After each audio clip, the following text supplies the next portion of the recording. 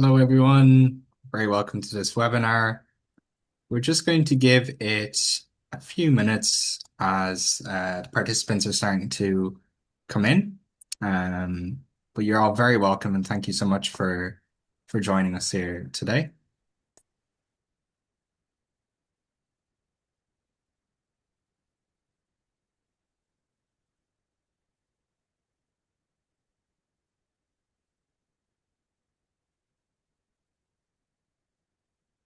So for those who've just joined us, we're going to kick off in about 1 or 2 minutes as people just fill into the webinar now.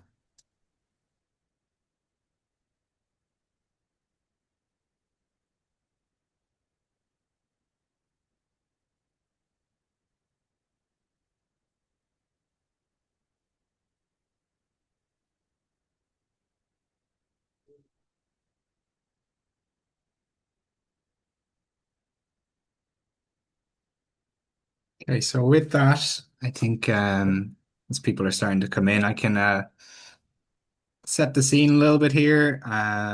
So first of all, of course, good afternoon, everyone, and you're all very welcome for our webinar today, which is titled "Getting It Right: Integrating Permanent Carbon Removals into the EU ETS," hosted by ourselves here at Clean Air Task Force and our partner at CONCITO.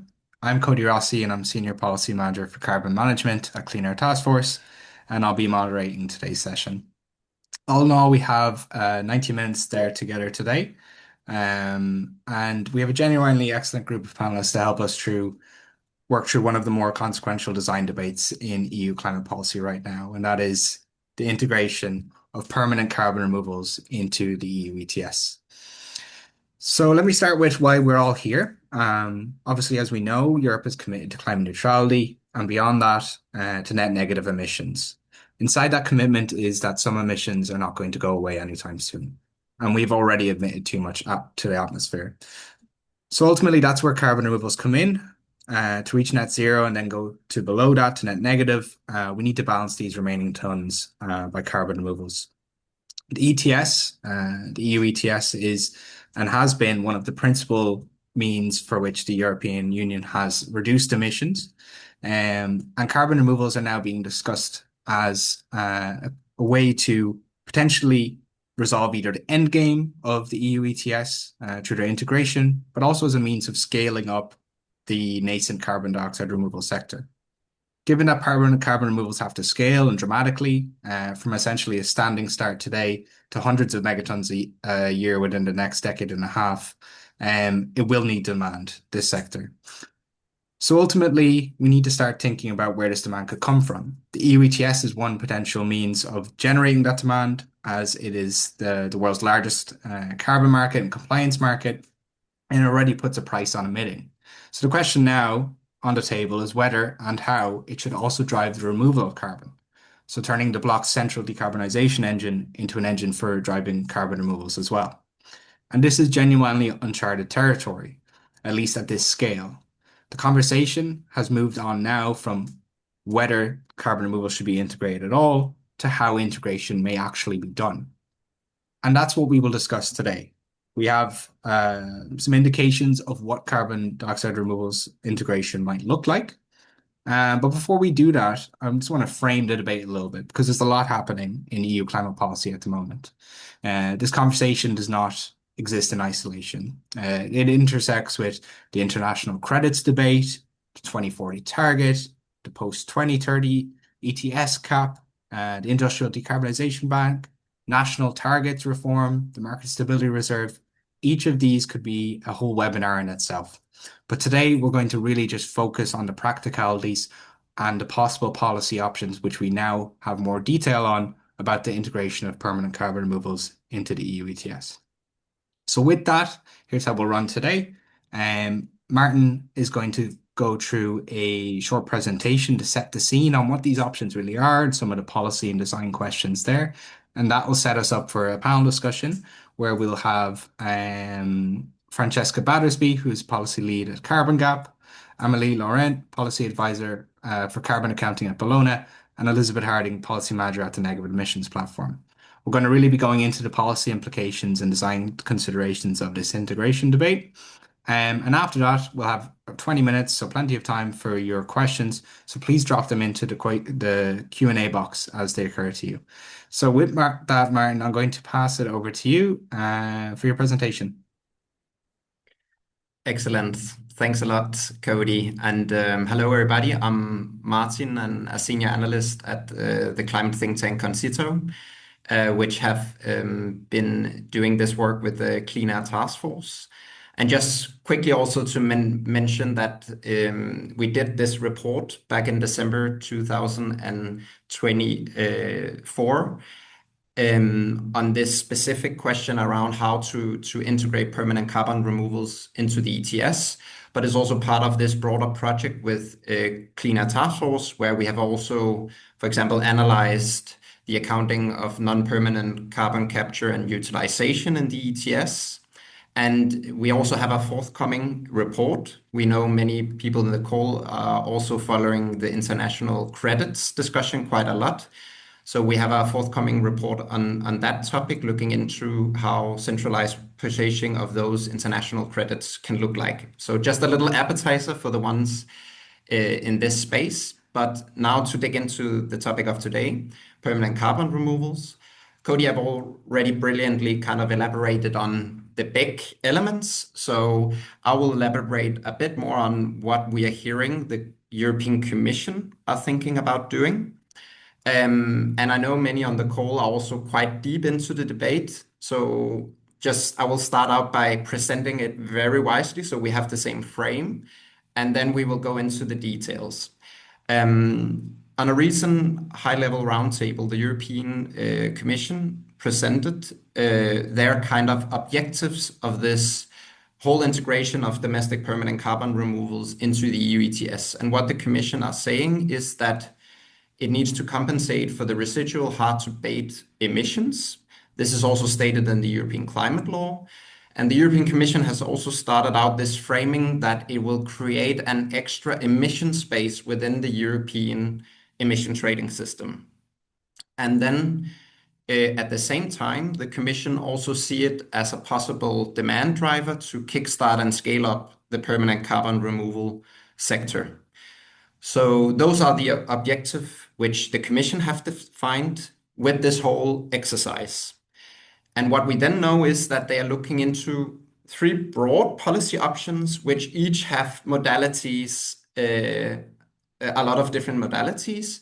But overall, they are looking into a public authority integration, where a public authority, let's say the Commission, buy the permanent carbon removal credits on the market, and then they will insert the credits and convert them into allowances into the ETS. And in this model, the allowances will come on top of the emission cap. There's also what we know as the direct integration, where the ETS operators are the ones responsible for the purchasing and buying of the credits directly from the carbon removal operators as well. And in a very direct integration, those credits will then also come on top of the emissions cap. But there's also, within this direct integration, also a third policy option, which the Commission and we have called one in, one out, which is that the ETS operators will go out in the market, buy the permanent carbon removal credits. But then for each credit coming into the system, we will have a decrease in the auctioning of allowances, the annual auctioning of allowances. So for each credit coming in, one credit will be kind of canceled in a way. So within all those policy options, there's many modalities, but this is just to frame what are we talking about. And this part is where I become a little bit more speculative. We all know the emission trading system will come, the proposal will come in July, in the middle of July. But when we hear the Commission talk about the topic, also quite recently, we can kind of sense a slight preference for going towards this public authority integration model, which will also be something which we will focus quite a lot on today. It's important to say that that decision is still pending. So we will be much more clever in the middle of July, but just to take into account this kind of slight preference we see in the discussion. So that was kind of the policy options. What Clean Air Task Force and CONCITO have advised within this kind of landscape of policy options is that, and as you can see, there's many ways to set the emissions cap with the permanent carbon removal. So what we did was that we recommend that policy option where we have this one in, one out in the beginning to address the uncertainties with the integration, especially the risk around abatement deterrence, and to preserve this core function of the ETS to deliver emission reductions. So in a scenario where permanent carbon removals are directly integrated, this is what we recommend. On which permanent carbon removals could be the eligible methods. We saw DACCS and BioCCS as eligible methods. We have strong MRV there today and quite strict rules around it. At the time where we did our analysis, we said that we also need to carefully analyze the impact of biochar before integrating. At the point we did the analysis, we did not knew about how the CACF methodologies would function and so forth. And we can also sense that there is a preference, at least initially in the commission, to not include biochar in the beginning. But again, this is pending on the final proposal. What will be very important regardless is strong rules on permanence and monitoring reporting within the ETS to ensure that for each permanent carbon removals coming in, there will be a kind of a climate equivalence with the surrendering and allowance. And also to ensure that we can kind of regulatory distinct between the normal traditional allowances and also the allowances possibly coming from permanent carbon removals. But one caveat when talking about the biomass-based permanent carbon removals, in our view, is that because biomass is a limited resource and because we have kind of a lack of pricing incentives in our view in the land sector today, which are set into the biomass accounting, we think we possibly would need some measures within the ETS integration to address a risk of an excessive use of the biomass-based permanent carbon removals. That could be done in many ways. It could be a cap on the procurement of the permanent carbon removals in the market, or a supply control if we go towards a direct integration. But this is kind of a risk we also think we should address with the integration.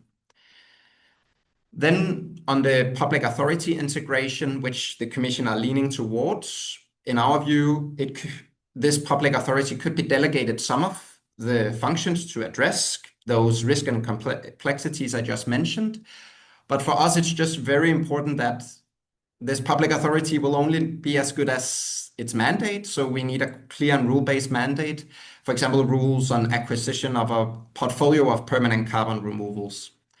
We also in the report saw that there might be possible need to adjust the CICF units when they are exchanged into allowances in the ETS. It has something to do with the different accounting, which is also in the press today in carbon polls around how should we account for the permanent carbon removals. And there we see that there might be a need to do some adjustments in the unit when they're inserted into the ETS. Because ETS is fundamentally built on a different accounting system than the CRCF units. We will come into this in the debate, so that was a little cliffhanger. And then in all the configurations, we also, of course, could see that there would need additional EU funding, either inside the ETS, so through this public authority model, setting aside some ETS revenues to procure the permanent carbon removals, or outside the ETS with contract for difference and other measures. To close this gap, there will be between the allowance price and the cost of the permanent carbon removals. But within that, and within that whole discussion within the ETS, there will also be a discussion around how could we then at the same time avoid that we kind of end up having funding going from the support of other critical technologies towards deep emission reductions. So this was my little conversation starter. So I will give you the floor again, Cody, and looking forward to the discussion. Thanks so much, Martin, for that great presentation to set us up. It's good that we now have a little more clarity on what could potentially be coming, but obviously we're going to learn a lot more in next month with the ETS proposal. So with that, I'm very happy now to start the panel discussion here. And I want to start us off with with these three options that we've seen on the table now at the moment. And Elizabeth, I'm going to ask you from the perspective of the negative emissions platform, which model of integration would your represent today, as you're representing the CDR companies, how do they feel about these? Is there one that you would prefer? Are there trade-offs you see in going that way? Yes, so firstly, thank you so much for the invitation to join this panel. It's extremely timely. We have been waiting for a very long time for this legislative proposal, and we're very excited to see what comes out. I think it's first important to acknowledge that it's great that the Commission is looking at integrating permanent carbon removals into the ETS. We know that this is needed for several reasons. We know that there is residual emissions in the ETS where carbon removals will play a critical role in the coming decade and decades. So it's very important that we integrate permanent carbon removals into this compliance market. But also from a CDR industry, a carbon removal industry perspective, this can be a really important demand signal for the sector, depending on how it's designed. As you know, we're currently really operating on a voluntary carbon market, and this will always face a limitation, especially with the lack of regulatory direction. And given the cost of permanent carbon removals, having some sort of compliance market is absolutely necessary to give that demand signal. But again, it really does go back down to the design elements of this. So relating to your question about what we would favor, so I think we would actually be very supportive, at least in the initial phase, of there being some sort of intermediary in place, or whether it's DG Klima. I think that makes sense from a supply perspective, from a stability perspective, also on the ETS, and to allow for that gradual integration. I would also build trust, because obviously this is such a significant change to the ETS. And I know that there are different perspectives around carbon removals, and we also need to build that trust there. So from our perspective, this intermediary really will have many critical roles. I think the most crucial is that it is purchasing carbon removals, and actually not just the technologies that will be integrated. I think it's really important that it acknowledges the whole portfolio of carbon removal methods. I very much agree with Martin's point of view that there needs to be a clear mandate in place. So that's something that will need to be set up. But really, for this to really truly build a demand signal, we need to have a really clear number of how much carbon removals will be integrated. So it's great that I understand the need to put on top of the cap. That makes sense, but we need to understand how much carbon removals are we expecting to see in the ETS, and also how does the Commission foresee ramping this up as well? Like, is this going to be kind of similar to what the SBTI is proposing, that there will be a gradual ramp up of carbon removals as the sector grows? And what does that look like? And the last point is really, I think we should also be open for the option of direct integration. It may not be many companies, but there might be some companies who have very ambitious climate targets and who might want to go beyond their compliance obligations. And so I think that if they're choosing to buy permanent carbon removals on top of their compliance obligations, that having some sort of recognition in the ETS, I think that should be considered. But I'll pause there. Don't want to take too much time. Thanks, Elizabeth. And we're going to dig into some of those points you've raised as well as we go through the webinar. Emily, I would love to know, so we've got the three options: public authority integration on top of the emissions cap, integration by operators on top of the emissions cap, and then direct integration, one in, one out. What do you think about what's on the table from Bologna's perspective? Yes, thank you for this question, and good afternoon, everyone.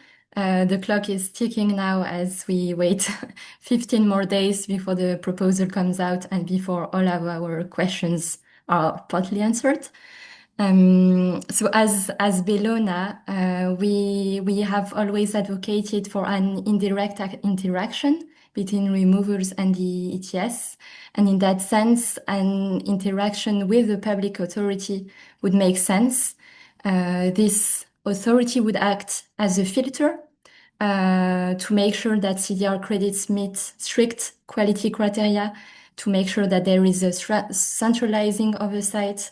And this authority could also enforce quantity limits and other possible conditionalities. And on this topic, the main trade-off we see is related to the risk of mitigation deterrence, and it must be addressed to avoid undermining emission reduction incentives. And one solution is to implement quantity and conditionalities also in the type of removers that you integrate. A non-negotiable from our side is not to increase the carbon budget of the ETS. I'm not going to dive too much into details for now, but it means that we see more the options from the Commission as design features. So we like the first option in the sense that there is a public authority, but the last option, following the one in, one out principle, would be a good one, not to increase cumulative emissions, or there can be adjustments to the cap. This is really key to maintain the ETS integrity. And one last thing, for us, removers in the ETS, it's one part of the puzzle, meaning one part, of course, of the ETS discussions, but also one part of what removers need.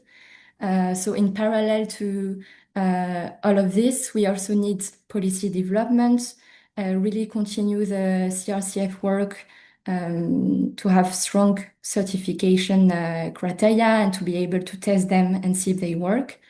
And also financial support through incentives and a mix of public and private money to scale removers. Thanks, Emily. It's certainly not a silver bullet, and there's a lot of work that we need to do in the background of this. And so Francesca, carbon gaps, you've done some thinking around these policy options. How are you feeling around them? Indeed, indeed. And yeah, just to echo what's already been said, thank you for having me, and thank you for your report from kind of almost 2 years ago, but very prescient today. So really glad that we've had that as a resource.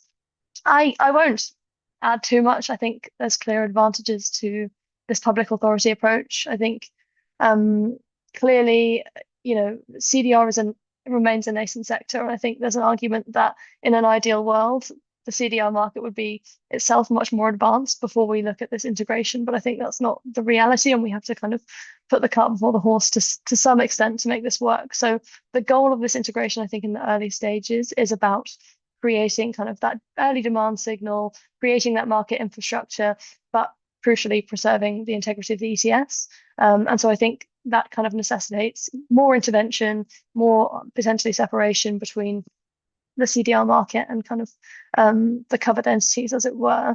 I think maybe just to sort of provide a contrasting perspective, I think with the operator integration, what we risk is that we don't achieve the outcomes that we need for CDR. There's this issue of the price gap. There's this issue of kind of maybe you don't have a clear political mandate or signal about the volumes you want to achieve. So I think this leaving it to the market approach is not going to be appropriate in the near term for kind of cultivating the CDR sector. That's in terms of the operator integration. The other point is kind of in terms of the cap.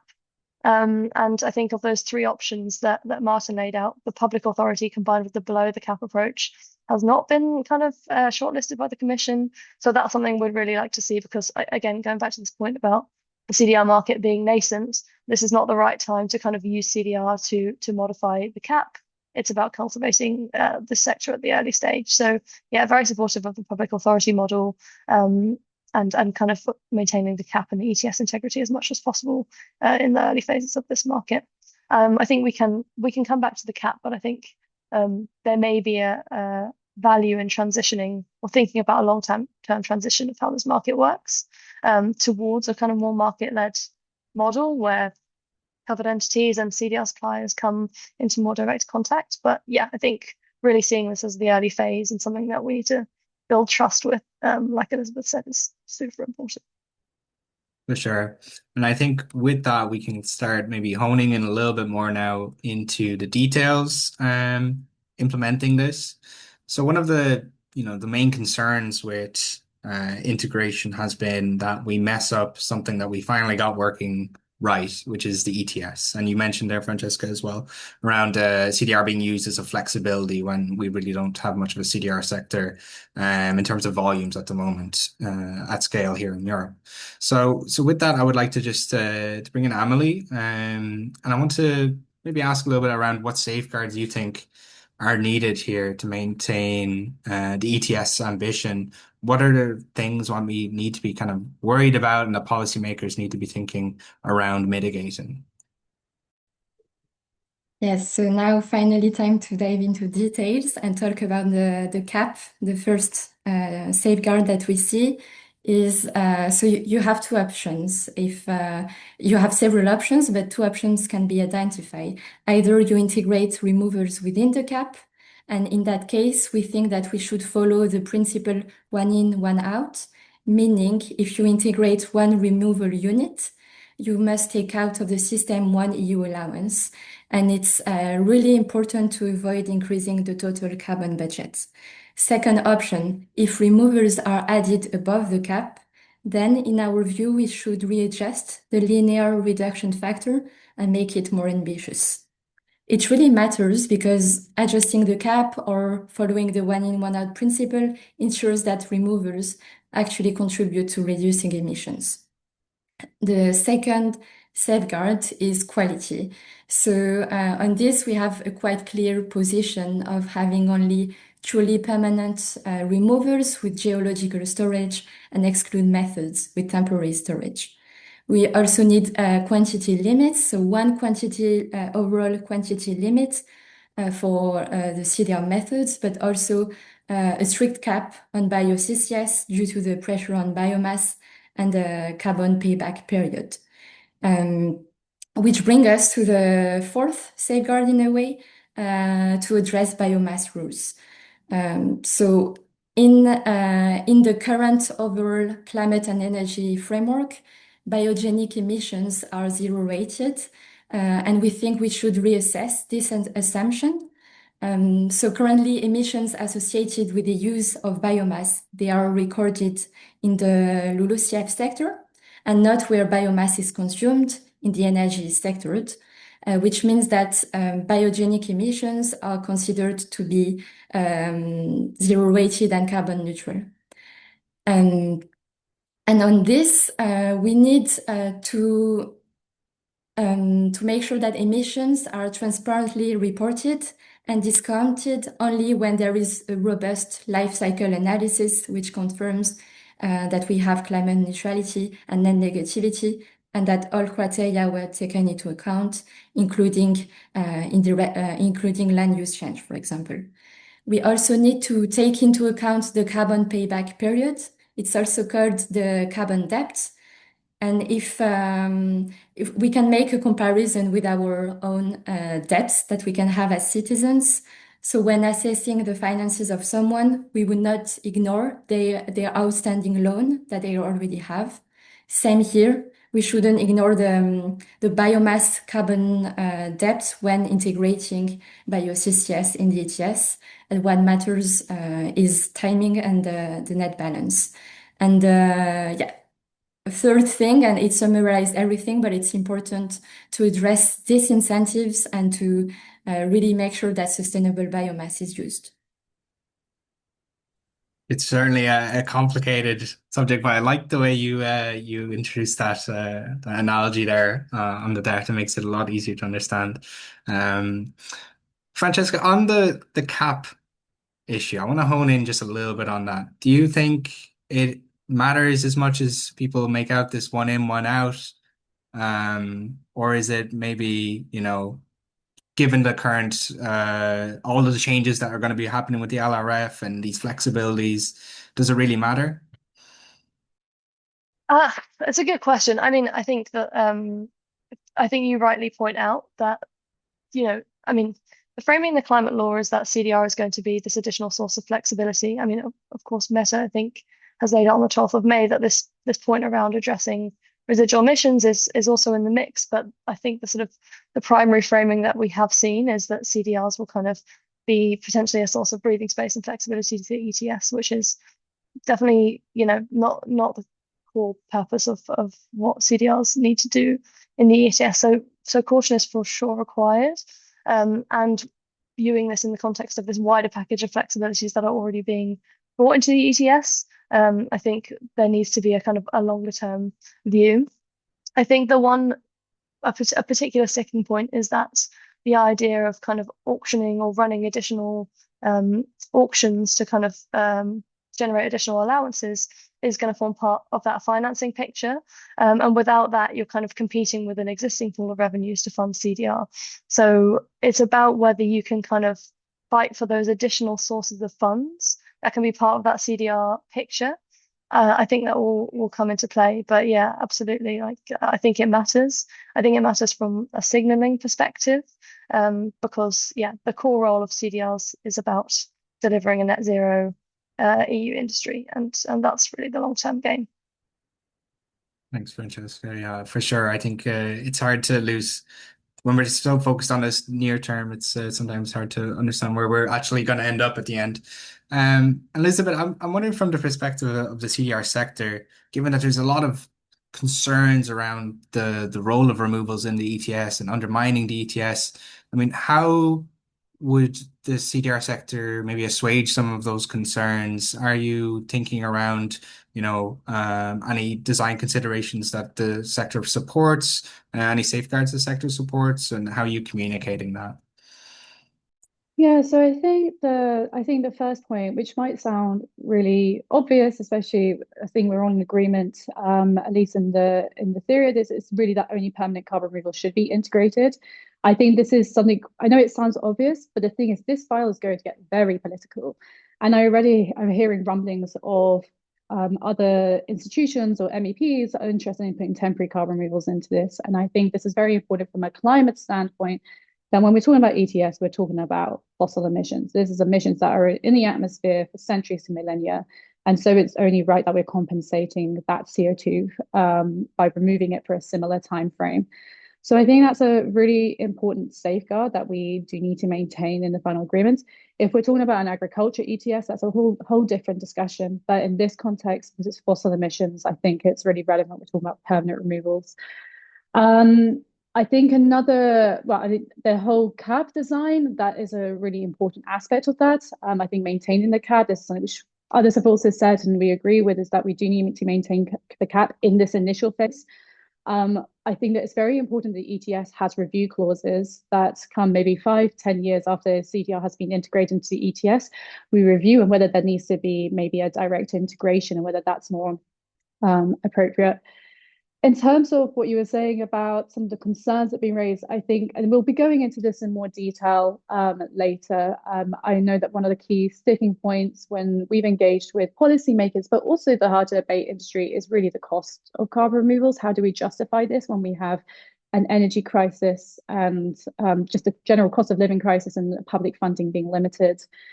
I think so many see this as a burden rather than an opportunity. And so I would like to shift that argument, because there are so many industries that can really capitalize on permanent carbon removals.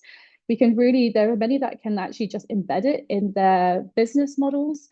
I mean, for example, bioenergy is obviously the obvious example, because you can add CCS and make it negative emissions. For waste to energy, that's also a similar argument.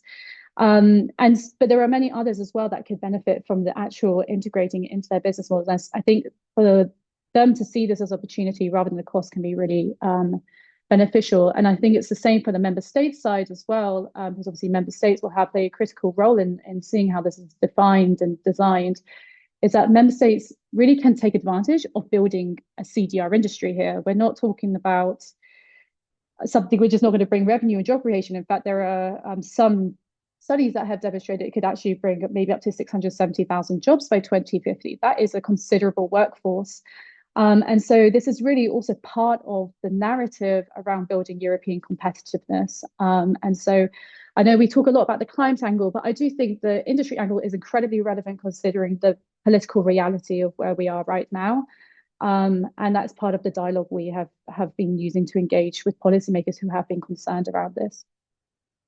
Appreciate that, Elizabeth. I think that sets us up perfectly for the next part of this, my questions, which is around closing the price gap between the ETS allowances. So, as Elizabeth spoke about there, lots of jobs can be created here, but ultimately these project developers, they need money to actually go ahead. And right now, if we integrated carbon removals into the ETS, even with an optimistic, say, price of €100 a ton, carbon removals cost a lot more than that. So maybe to you, Francesca, first, do you have any ideas around how we should be approaching bridging this cost gap between the allowance price and the permanent cost, the cost of permanent carbon removals?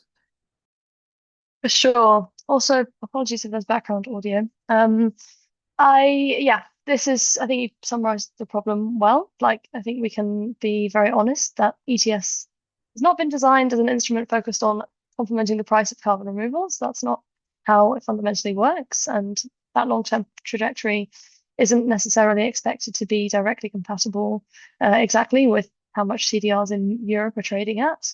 There are going to be gaps, and I think that kind of goes back to my point around the CDR and ETS kind of markets not being perfectly in sync and the timing not always being perfect. But this is the instrument we have to work with, and it's a massive one. So there's still a lot of opportunity there. I think from our view, there's kind of maybe a worst case or worst scenario, which is kind of that the Commission essentially kind of makes ETS a market in which CDRs are an eligible instrument, and then kind of says, off you go, find ways to deal with that, whether that's finding, top-up subsidies from the member state level or from the innovation fund. And I think there's a couple of risks there. You risk that you kind of don't generate the volumes that you need as a EU industry to decarbonize, or you have a kind of an effect where the whole CDR market is dominated by the cheapest methods. And I think that's kind of not what we want to see. We want to see a portfolio come forward.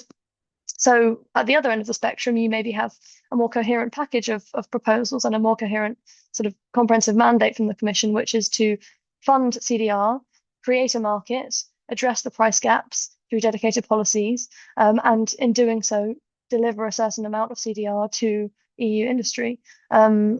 So in terms of how you would kind of achieve that latter option, I think there's different options available. We can look at like the UK model where you have this package where you have the ETS working in concert with a CFD to top up the price.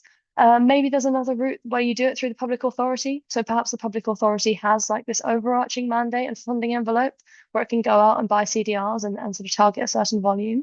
Or you can have this patchwork, as I said. So different routes. In terms of kind of then how you create the funding for either of those options, you've got available to you ETS revenues, as I mentioned, revenues kind of from the existing pot, but potentially also these additional revenues you're going to generate through running extra CDR related auctions.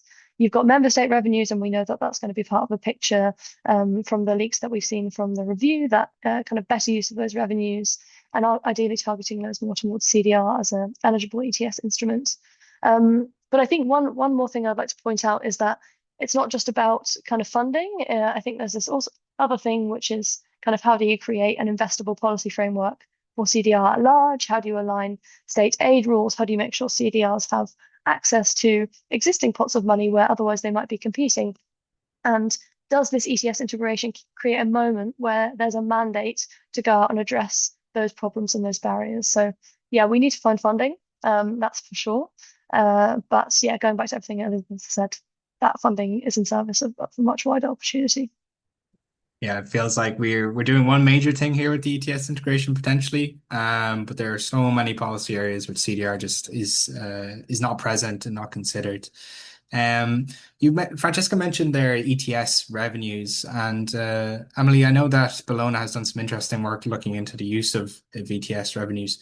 Do you see potentially money coming from ETS revenues to fund this public authority, or if it's direct integration, how do you see these funds kind of coming? Do you see national member state ETS revenues being priced in, or other options potentially? Yes, so indeed, using a part of it, and not all, of course, but really a dedicated part of ETS revenues to removers would be a very good idea. And to the question you asked before on the significant price gap, for us, it's an important question, but it's also a bit premature because currently there are very few CDR projects in the EU. And we believe that we are now, until let's say the years around 2035, in a pilot phase. So there's still price discovery is still needed. And cost and scalability are still quite uncertain. So yeah, to reply to your question, now one of the priorities should be to use part of ETS revenues to get some projects up and running to begin building our, let's say, CDR capacity, to apply methodologies and reply to a few key questions. The first and most important one being, are projects actually removing CO2? Do methodologies work? What are the prices that we see? And are there any other key challenges? And after this, we can see about bridging the price gap once the pilot phase delivers on data, on costs, on scalability, on also the effectiveness of projects. So yeah, that's it. I will stop here. Thanks, Emily. So if I understand correctly, you don't see much of a role right now for public money in bridging the price gap, more so voluntary money at this point during the pilot? Using ETS, using public money and part of ETS revenues to support removers and to have more projects. Okay. And I think that's a good point then to bring to you, Elizabeth. What needs to happen here for ETS to actually, ETS integration to actually drive projects? I mean, do you see this price gap as being a fundamental part of making projects bankable, addressing it? Yeah, thank you for the question. I would actually kind of disagree with Emily. I definitely see your points that you raise, but I think different methods are at different stages of development, right? There are some methods that are much more mature, and we really are at let's get projects on the ground and begin scaling up. There are others where there are clear research gaps that need to be addressed, and that public funding needs to be tailored as such to address those specific needs. I don't think we can sort of put permanent carbon removals into one bucket because the different methods require these different approaches. And in particular, if we're talking about direct air capture and storage and bioenergy carbon capture and storage, a lot of these projects are now in final investment decision phase at the moment. So that needs to happen either this year or next year for there to be the supply needed for 2030 onwards. And so having that sort of the regulatory clarity and also the financial support and instruments in place now will really help those companies reach those final investment decisions. And so I see this phase from now until 2031 as really critical. And this is where I would really actually try and urge the Commission to come up with a startup and scale up strategy for carbon removals, which will basically combine public funding instruments as well as how do we really mobilize the private sector now also to engage with carbon removals so that these companies can make final investment decisions and do that with confidence. I think on public support, we mentioned already a few instruments, the Innovation Fund. I mean, this is notoriously oversubscribed. There are just so many companies wanting to get the money that's coming from the Innovation Fund, and this is really also not catered for startups, which the carbon removal sector is. Many of our members are maximum 6-7 people. They're really small companies, and they don't have the capacity or the ability to do these lengthy EU application processes with limited chance of actually getting the funding at the end. And so I think that the review of the Innovation Fund that is happening right now, there's a public consultation open, and I urge everyone on this call and those joining to respond to it. But I think it's really important that it becomes more accessible to startups in general, not obviously just for carbon removals, but startups across the board. But they're actually potentially even earmarking Innovation Fund money, a certain percentage, obviously a smaller percentage because decarbonisation is the majority of getting to net zero, but as percentage could go really a long way for the carbon removal sector. There's also the EU purchasing facility. This is something that could be launched in the next couple of years. It could be linked to what the DG Klima is also intending to do, but really aiming to de-risk investment, diversify, create a portfolio of carbon removals. This could also be using the Industrial Decarbonisation Bank that should be announced alongside the ETS review. So this is maybe it's an earmarked even 5% of the Industrial Decarbonisation Bank, which is a €100 billion pot, again, can go a huge way for carbon removals. So we're not asking for a lot. It's a really small percentage, and that can still go a significant way for the sector. And then for those methods that might be less mature, of course, RNI is a really important thing. So really looking at Horizon Europe, how can we have more tailored calls to help support the less mature methods, but actually also the more mature methods, because whilst there's a lot guaranteed that it does remove CO2, I think efficiency is a really key aspect of this. So how can we make some of these more mature methods more efficient? And that in turn can help drive down the cost. And I think, again, this is something which needs to happen from now until 2031. And then I just want to quickly mention a private funding side. There's this buyers club that got announced last month, which will hopefully bring in new buyers in carbon removal. Currently, under the voluntary carbon market, it's really dominated by one buyer, which is Microsoft. It's actually around 80% of purchasing of permanent carbon removals on a voluntary carbon market comes from Microsoft. We absolutely need to diversify that. It's fantastic Microsoft's been helping pioneer this and start getting projects on the ground, but we do need to get more buyers in there. And so the Buyers Club can really help with getting some new offtake agreements. And the last point I wanted to mention is claims guidance. So we did have the Green Claims Directive. It's basically put on hold or effectively scrapped. It's a bit of a disappointment, and this actually has been really not great for the carbon removal sector, which really relied on that regulatory certainty again, and also confidence as well, because the Green Claims Directive was to try and address genuine issues in the voluntary carbon market, and this could have helped to resolve this. There is, again, with the political reality, more regulation is not going to be appealing. So realistically, we can't really push for another Green Claims Directive, but the minimum the EU can do really is having some sort of claims guidance, following what's happening, what the Science Based Targets Initiative is doing, what the International Standards Organization is doing on building their own net zero standards, mobilizing that and coming forward with clear guidance on compensation contribution claims. Just that clarity could give much more market confidence on the voluntary carbon market. And all of these tools coming together, I'm hoping will really help build up the sector so that the costs go down. And so it's actually more cost beneficial for the public sector in the 2030s onwards. So there's less pressure on public funding in the long term to be funding carbon removals.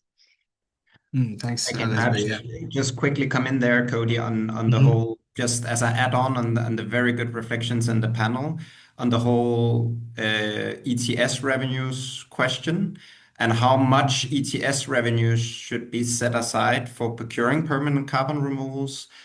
I think if the Commission will ought to go for a public authority model to solve the uncertainties and to solve the scale-up of permanent carbon removals, if they use ETS revenues to procure that amount, X amount of X permanent carbon removals on the market for 2040, based on the Commission numbers, it will be a quite big amount.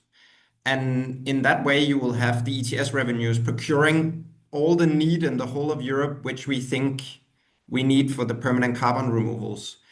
And depending on how they set it up with the ETS revenues, will it come under an industrial decarbonization bank there as an earmark? Will it come under the innovation fund? Where will those money come from?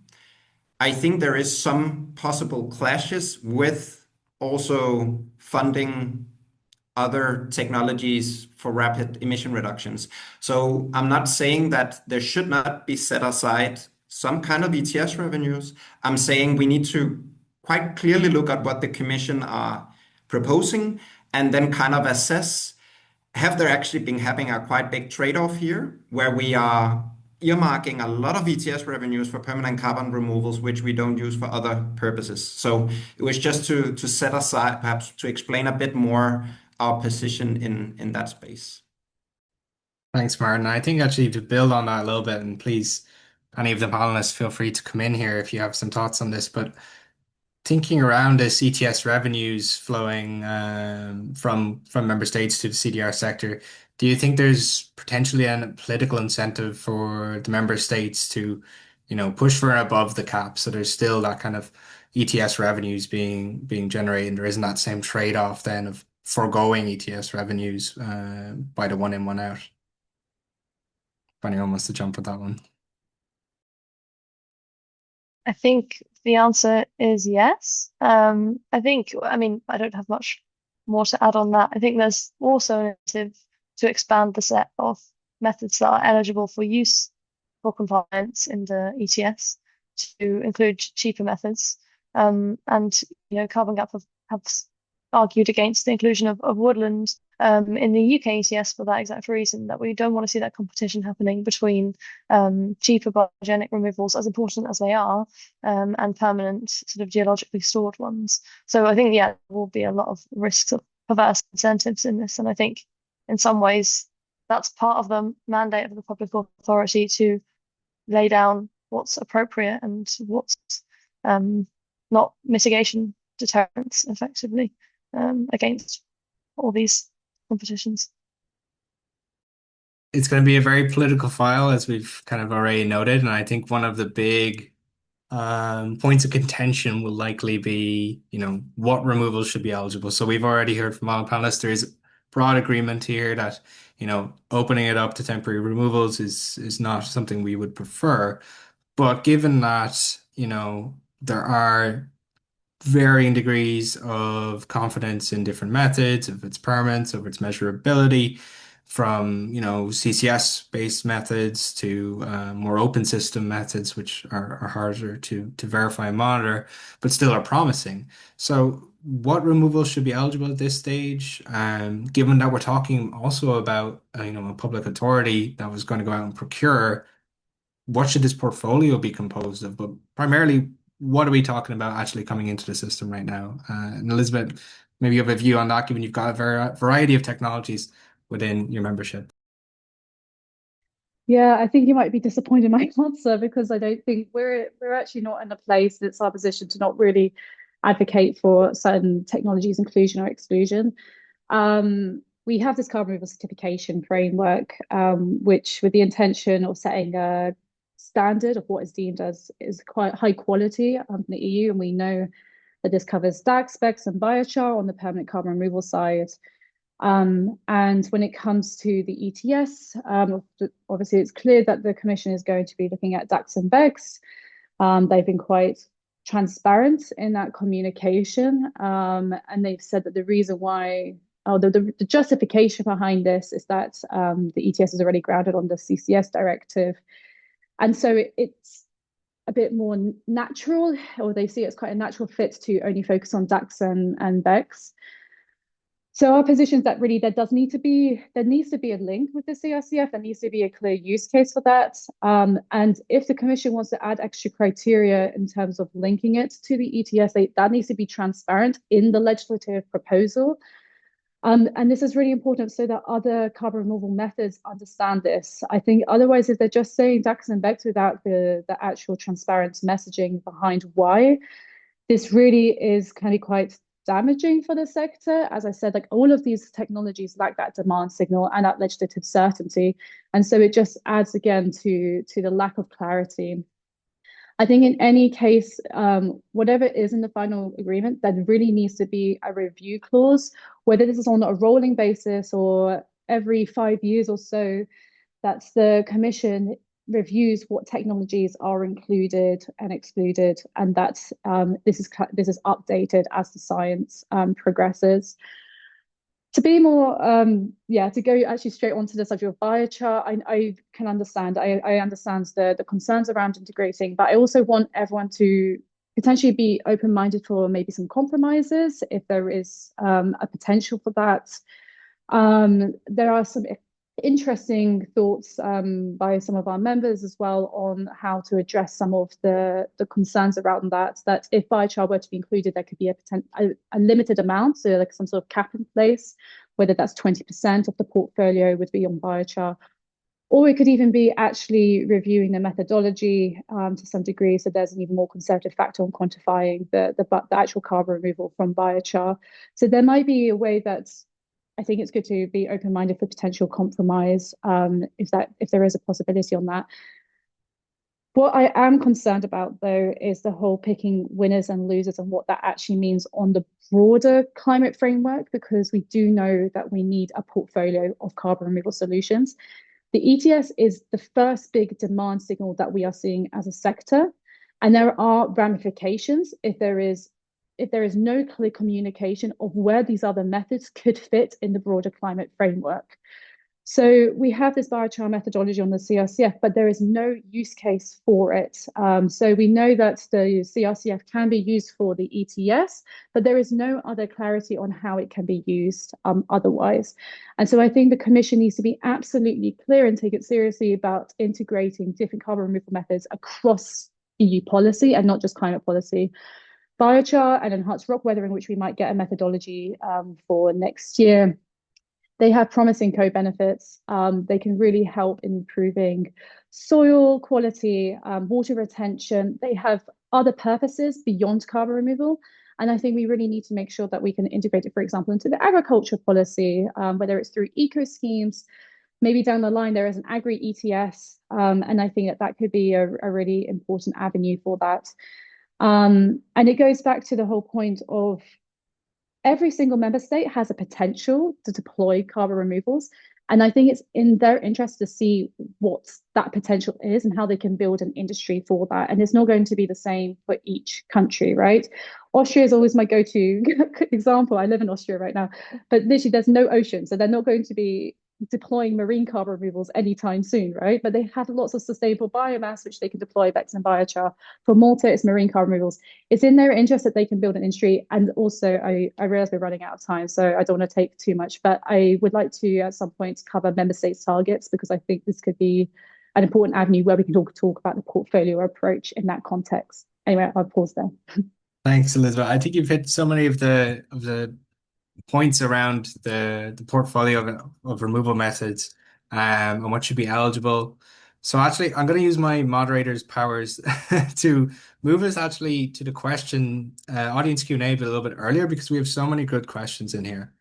And I think it's going to be really important that we actually take them. Dare I say, some of them are better than mine that I had planned. So we're gonna move on over. So I'm gonna try and direct these to everyone, but I'm gonna start with one here from Wynand. And that's to you, Martin, and that's really just thinking around about the tension or the potential tension between the two objectives. So creating more emission space and kickstarting the CDR sector. And I think this ties into something that we grappled with when we were writing our report around, well, is it that we're integrating CDR for the end game at ETS to solve ETS issues with the limited liquidity, the prices, or is it to scale up the sector? So Wynan is wondering, how do you see these tensions playing out? Do you think it's possible to safeguard permanence and quality? He has another question too, but I'll come back to that. Yeah, thanks a lot, and also for Wynan for great questions. Just to start out with a clarification, the two objectives I presented in my conversation starters was the objective the Commission are saying they are approaching to. So I was not there defining the objectives of CONCITO or Cleaner Task Force in this exercise. I presented what the Commission, how they frame it, and their narrative, because I think indeed there is tensions. And especially the framing around creating emission space, I think is a new one, which I found rather particularly interesting and perhaps also a bit skeptical towards that framing, because if they are meaning that very specifically, they will also possibly not go towards some of the options within the integration, for example, the one in, one out, because they are upfront wanting to say, we will give this amount of allowances into the ETS. So I think there is a very big tension there, which we need to deal with the proposal. And on the questions around quality, around methods, and so forth, and around ensuring the permanence, I think that is clearly needed. I think we would have run into this discussion in the most scenarios for including permanent carbon removals within the climate policy. And we definitely need to keep it strict and robust if they are, which we know they are, gonna integrate it into the EU ETS. And I will also just add one thing, Cody, because I can see in the comments, and it was also directed a bit on the biomass elements, where I just want to clearly say that we also agree with Bellona on the biomass accounting. I think it's a big question which relates to much policies, and the way to deal with it policy-wise is a good question. Our approach is, as long as we haven't solved kind of the issues around the accounting and having kind of an effective pricing going on in the land sector, which we have done big reports on as well, then we need to make sure that there will not be too many biomass-based carbon removals coming in from the biomass-based carbon removals. There is a discussion, should we address those methodology issues in the CRCF? Is it a broader removing of the zero rating within the ETS? And we support that we'll definitely do something. And as long as we haven't done that actually, we need to make sure there is a cap on how many of the biomass-based removals which come into ETS. So just wanted to be very specific on that points, to also follow up on Emily's great points in that regard. Thanks, Martin. And I think the third question that Wynand actually has here is a market-based instrument best placed to drive the CDR sector. And I'll open that up potentially as well, Martin, if you want to come in, but if for any of our panelists here, especially with the context of the ETS coming under attack, and the high demand and revenues being wanted to be used everywhere. So yeah, whoever wants to come in on that one. Sure, I can start. So I think ETS integration should be seen as just one of a diverse range of tools. We're talking about ETS1, which is around 40% of the economy, but there are residual emissions across the economy. And so there are other areas where we do need to be building that demand. And so that's maybe the member states targets really nicely comes in, because I think that's a really, really big opportunity. We failed to get separate targets on the EU level, despite that being something that was heavily considered. So what I mean by separate targets, even though I know everyone in the call is in agreement, but it's having separate targets for emissions reductions, permanent carbon removals, and LULUCF. Currently, it's not clear exactly what role permanent carbon removals plays in the broader climate framework. And so therefore, having separate targets is absolutely essential, not only for mitigation deterrence, but really also generally setting a demand signal across the economy. We have this opportunity with the member states targets to do this, because this is one of the options on the agenda. But I know that this is something where it's also going to become really political, because member states want simplification, and targets might be seen as a burden rather than an opportunity. And so this is where, again, I would like to turn the argument again, saying, like, look, we're talking about building an industry that you can actually benefit from. There might be some public funding costs, but there's also going to be a whole industry that's going to generate jobs, it's going to generate revenues. You can also integrate it into your own industries, depending on how your industry makeup is in your country, or if it's like an agriculture sector, you can really integrate these different activities in that. And so therefore, I really hope that in the legislative proposal coming out later this year, we do see separate targets. But yeah, it's going to be a long discussion ahead for that. Sure, thank you. And I think potentially, do we have any thoughts around, ultimately the market-based instrument being talked about here, obviously the ETS, and I think the alternative would be more of a obligation or something like that. But Emily, please do come in. Yes, just to add to Elizabeth's points, for us, a market-based instrument is not the right place. We would have preferred a policy mechanism to deploy removers.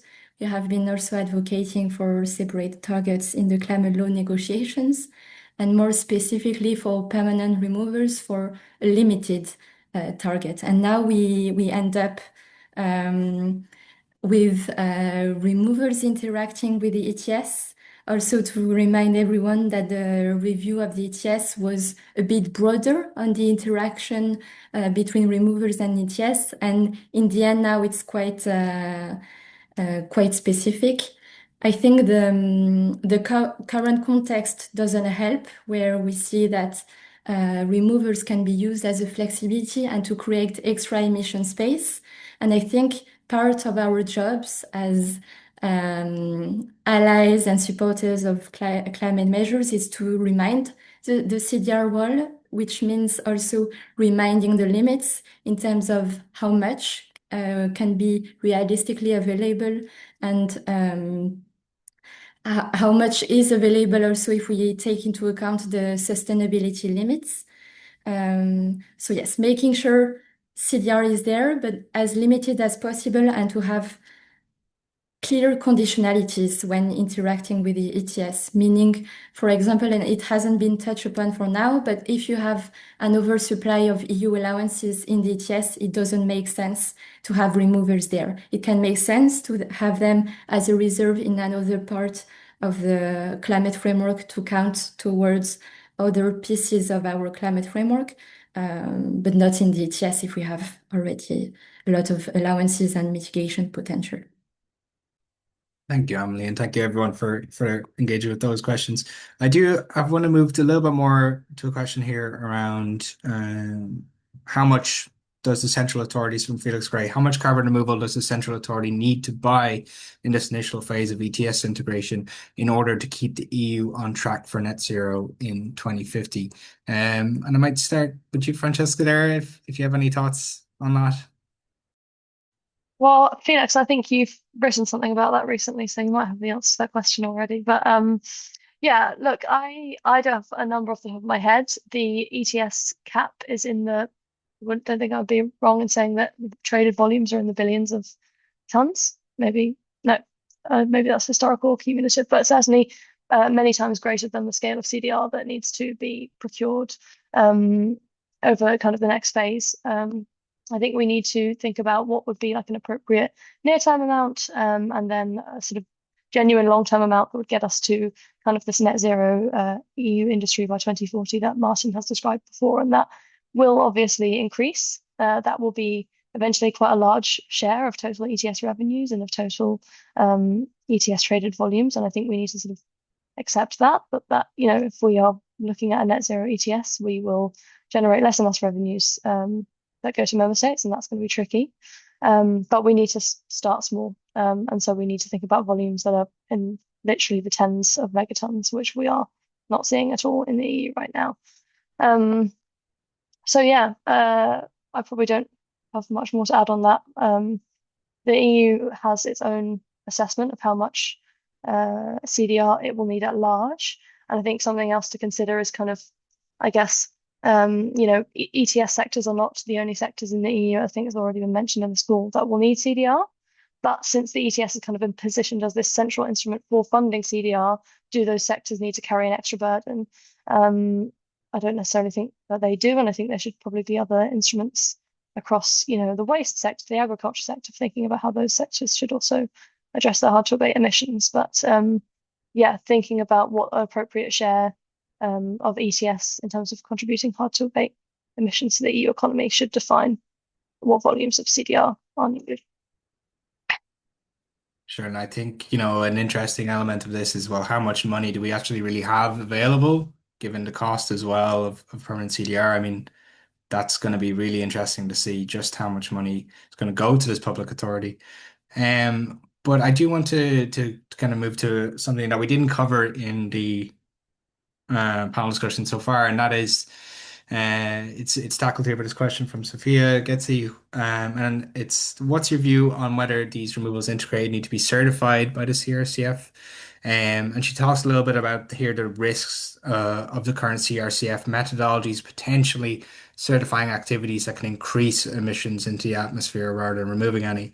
So there is obviously, for context, for those that don't know, there is an internal review request from some environmental NGOs, and there has been some concerns around the CRCF methodology's robustness being raised by multiple parties. So perhaps, Emily, would you like to take this? Or right. Yes, sure. Thanks for the question. I think it's very relevant also, as the European Advisory Board on Climate Change has clearly said that any integration of removers should be preceded by strong certification for removers. We're not quite there. I mean, for DACCS, the methodology for us is it's quite good, but for BioCCS, as I mentioned, we need to add stronger sustainability criteria. And for biochar, it's already a pity that it's in the CRCF Delegated Act on permanent removers because there's no scientific consensus on attesting this. And we have quite positive signal from the Commission that it won't be included in the proposal, but I think we do need to remain active and to remind the science on biochar during the negotiations. So yes, that's our stance. So adding safeguards.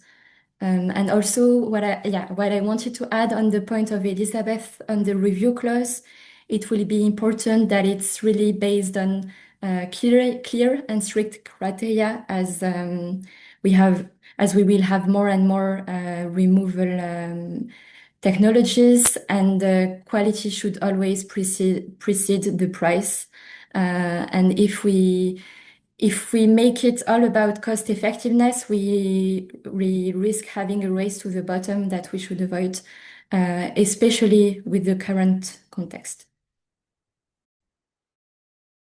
And maybe just on that CRCF aspect as well, I mean, we do have potentially some issues here given the two different accounting frameworks which are used by the CRCF, which takes an LCA approach versus the ETS, which takes, a net emissions approach even I'm getting confused by now, but monitoring from the stack of total emissions. So maybe Francesca, I know you carving up have talked about this somewhat, so maybe you could give us some thoughts on will there need to be any changes to the CRCF methodologies before these removals can come in, or is it just an automatic thing where if you're CRCF certified, you can enter the ETS?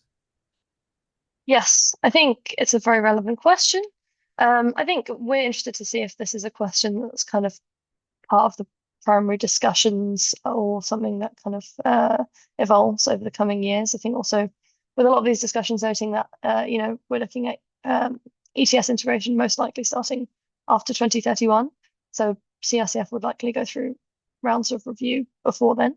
But yeah, we have this net gross issue.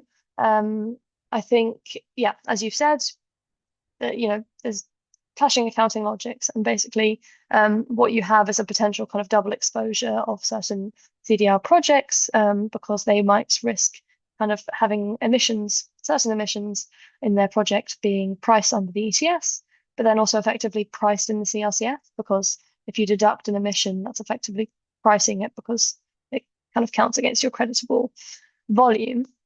And I guess there's two things to consider here. One is most obviously the impact on project economics. How big of a share is this in terms of the costs that project's facing? If it's really material, could alleviating that cost kind of really help them reduce the cost of their credits? And then on the other hand, you kind of have, what are the risks if you were to do this kind of, if you were to sort of exempt projects from reporting emissions that were priced under the ETS, would there be risks in terms of kind of overall integrity? I think, yeah, the potential option is that you have like a CRCF module or version in which, or just a future version updated of the CRCF where you can basically not report ETS covered emissions. I think first we need more, well, from our perspective, we need more evidence that those two things are equivalent. Does an emission being priced under the CLCF give you assurances that it then doesn't have to be deducted? Do they kind of have a similar climate logic, or are there some differences there? But yeah, then, okay, so you could deal with this through the CLCF, but you might also be able to deal with this at the ETS level. Perhaps this is something that public authority could deal with. Maybe you could even deal with it outside of the ETS through some kind of like subsidy compensation scheme. So I think there are options available. Probably the route that would be most attractive would be dealing through this in a really centralized way through the CLCF, keeping all these accounting issues dealt with in the same place. But yeah, remains to be seen. I think we need a little bit more evidence and a bit more of a sophisticated discussion around what the risks are. And I think you even highlighted in your report that the IPCC upcoming kind of methodology for CDR, methodology rules for CDR accounting could have some bearing on how this type of stuff gets accounted. So yeah, watch this space basically.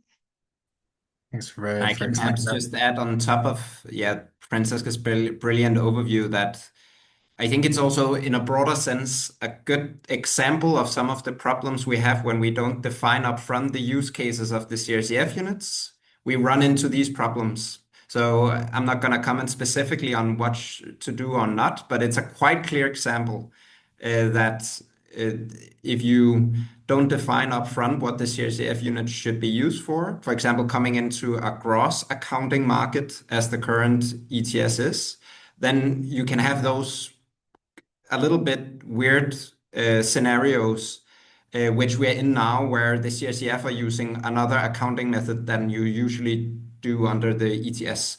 So it was perhaps just to frame it even broader, in the context of many other discussions under the CRCF, which is occurring right now.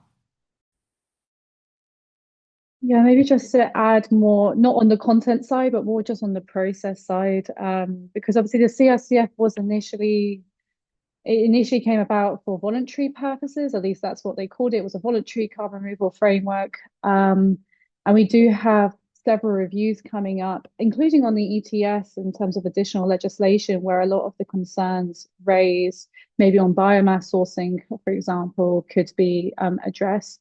I mean, on the CRCF, we have the general reviews. There's supposed to be one happening in December. In fact, it was actually supposed to happen in July, but I think it got pushed back. And then there's an additional review happening next year. I imagine the review next year will take into account what was the final outcome of the ETS. I don't think this will be part of the review this year, because I think they would be assuming a final outcome, which is not very typical of the Commission to do.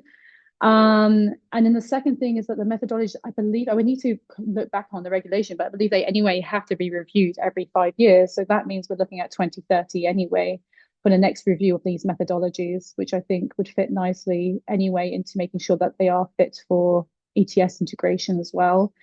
And then my last point is actually on the ETS. I wasn't aware until yesterday that there is going to also be, in addition to this review, there will be an implementing act, which will come out 2 years later, which would actually look into a lot more of the detail on how the implementation of this ETS review will look like, and in particular on carbon removals, that could look into more the funding side as well. So there's all of these little avenues where some of the concerns that have been raised today might be addressed. I think it'll be very ambitious of the Commission to assume they're going to put this all in a legislative proposal now, because they're known for being a bit more higher level when it comes to these things. The devil's going to be in the detail. And I think that brings us to the next question here, which is on that detail. And it's more about how the actual mechanics of the integration are going to take place. So, is it going to be true adjustments to the LRF, the MSR, another mechanism? And there's tied to that another question, around is there a potential broader role here for this authority, as we've heard, in academic publications, the Carbon Central Bank, where this role is not just for integrating CDR, but more so for, managing the entirety of the ETS itself. So 2 questions there. I think they're linked, and please, whoever wants to take it, how does this mechanically get done, and does the role for whoever is doing it extend beyond CDR? Emily. Yes, I will try to answer to all of the great questions from the attendee. So in terms of how this integration/interaction could take place, for the when we recommend to have an interaction towards the years of 2035. And we could still have it could still create a demand signal, and we could, for example, take aside and bank removals to be able to use them after. And for the how, as Francesca said, the conversion is very tricky between the CRCF, which is consequential, it's project based, and the ETS, which is attributional, allocating responsibility for emissions. So a lot of work from the Commission to be able to reconcile these approaches.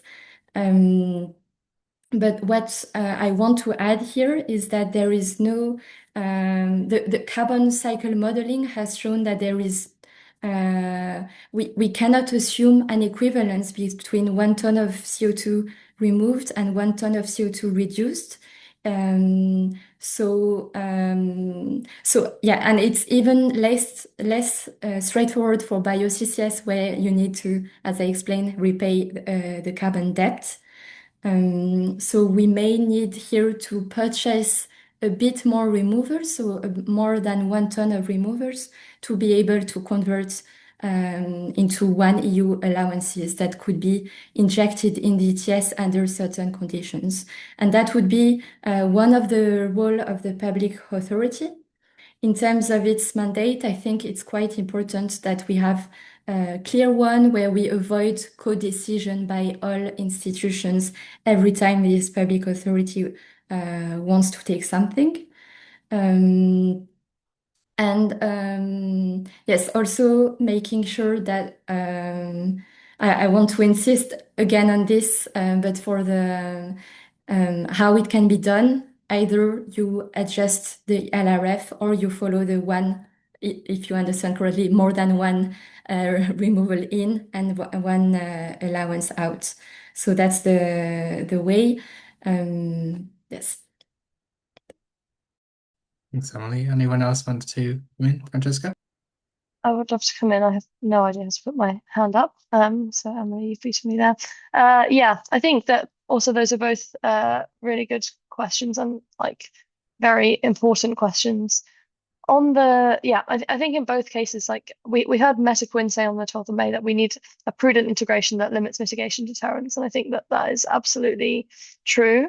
In terms of the mechanics, like clearly, we need, when we think about the LRF and the MSR, to acknowledge this inclusion of CDR as well, and use that to inform how much flexibility is needed elsewhere, if indeed CDR is going in above the cap. And for sure, as Emily's already said, any interventions need to be rules-based. I mean, you could even maybe think about defining appropriate CDR volumes as a percentage or something that kind of limits the kind of chucking in of CDRs as a source of flexibility. However, I would say that if you have a strong enough, if you have a strong enough quality threshold, the CDRs that are going to be available to the ETS right now are not volumes that we need to be worried about in terms of flooding the market. Like we should be, I think, preserving the ETS absolutely, but also recognizing this needs to be, nurtured. And we can take stock in future about whether volumes of direct air capture in Europe are a real threat to the overall ETS cap. But I think for now, this is not a likely outcome. Thank you. I think we have time for one more question, and then we're going to wrap it up. So, it's a question from Niels Meyer, Ollendorf, who's wondering around, preserving the integrity of the ETS. It's going to be quite difficult given kind of political context. So he's wondering around what kind of strategies we could potentially use to mitigate this kind of risk of CDR being used too much to potentially dilute, or as a flexibility, I believe. And wants to come in there. Sure. I mean, I could start, but I think it's going to be me repeating myself. But I think in terms of the price gap, I think the biggest benefit is also just diversifying the funding tools, making sure it's not only public funding that is going into this, but how do we also incentivize the voluntary carbon market from now until 2031? I talked about the claims guidance. That's absolutely critical to get new buyers in there. But there's also this buyers club, which hopefully there'll be more offtake agreements towards the end of the year. And then in terms of, yeah, it's going to be a difficult one. How to talk to sort of also member states and policymakers when they're concerned about also limited public funding. But I think it goes back to that this is an opportunity to actually build on EU competitiveness. This is an opportunity for you to capitalize the resources that you have in your own country. And this is an opportunity to build an industry basically from scratch. And it's genuinely a pleasure to work in a place where there's so many passionate people who are really wanting to do this with good intentions, and they're wanting to build this industry. And I think this is something that can be absolutely support the narrative around competitiveness, and it doesn't need to be seen as a threat to competitiveness. So I would, yeah, end on that. Thanks, Elizabeth. So, Emily, you have the last word. The honor of having the last word. Yes, so on preserving the integrity of the ETS, I think it's important to remind ourselves our goal. So climate neutrality goal by 2050 and net negativity. And before that, we have also the 90% target for 2040. And so it's important that the ETS is calibrated as close as possible to this 90%. And so if we have removers, if they create emission space, this can put us also at risk for our climate targets if it's not done right, going back to the title of this webinar. And also connecting the CDR conversation to others. For example, the conversation on LULUCF. Deploying CDR depends on healthy land sinks.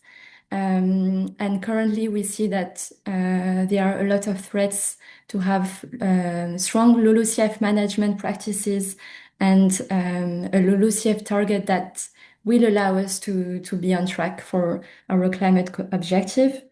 And one way also to bring all of these important questions together would be to have a residual emissions strategy, which is first and foremost about residual emissions, doing the hard task of defining them, identifying them, and the most important part, addressing them, but also being able to counterbalance these emissions through healthy or more healthy land sinks and permanent carbon removers. Thank you, family. I think that's a good way to wrap up. We need to get it all right. So I thank everyone for their time today. We're at time now, so especially to the panelists and to you, Martin, as well for your presentation. I think it was a very good discussion. We'll have to keep posted for the actual proposal, but I think following from the discussion today, you can see that there's at least some clarity on where we're heading and why we're heading there. But the main thing that we need to do, of course, is why carbon removals exist in the first place or set to exist at scale is for climate and any potential integration. I think we can all agree needs to serve climate first. So again, thank you everyone for your time today, and I hope you have a fantastic day.